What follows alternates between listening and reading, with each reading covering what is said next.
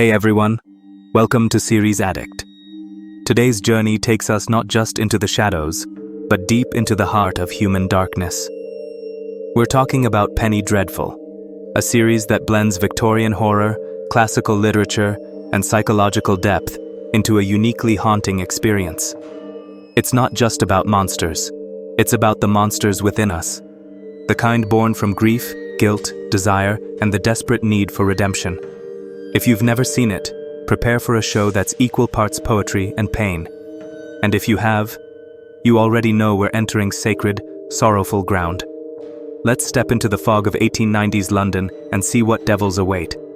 The very title, Penny Dreadful, evokes the sensationalist horror pamphlets of the 19th century. Cheap thrills for a working-class audience. But this show is anything but cheap. It reclaims that name with elegance, intelligence, and devastating emotional power. At the center is Vanessa Ives, portrayed by Eva Green in one of the most staggering performances ever seen on television. Vanessa is no ordinary heroine. She's a mystic, a warrior, a victim, and a weapon of divine and demonic forces. She is possessed and chosen, tortured and revered. Her arc isn't just central. It is the soul of the series. Through her, the show asks, what does it mean to be touched by darkness?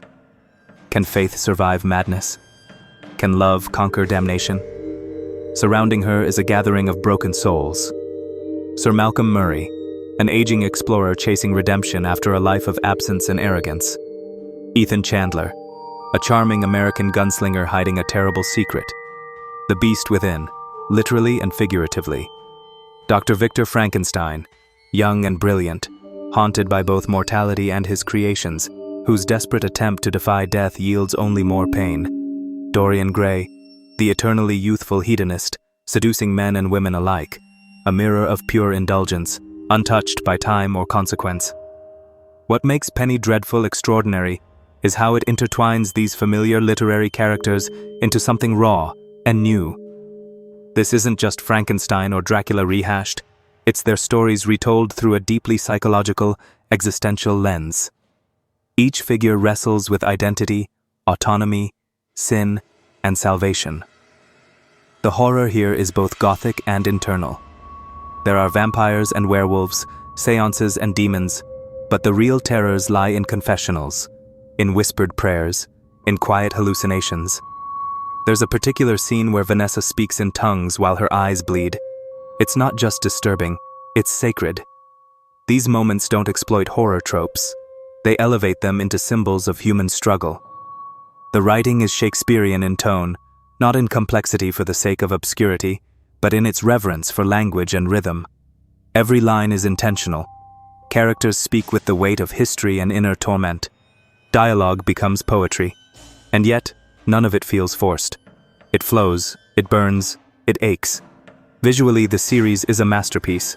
London is fog-choked, gaslit, decaying, yet beautiful. The production design is lush and historically immersive. The costumes are rich with symbolism, and the music, composed by Abel Korzeniowski, is nothing short of divine, strings and piano weaving sorrow and longing through every frame. The opening theme alone is a lament for lost souls, but the greatest strength of Penny Dreadful lies in its themes. It's a story of faith under siege, of science without morality, of love in the face of monstrosity, of gender and sexuality in a society of repression, of colonial guilt and ancestral sin. Each character embodies a different wound, and through their wounds, the show examines ours. Vanessa's battle is not against evil alone, it's against despair, against the silence of a god she once trusted. Her possession isn't just demonic, it's metaphorical.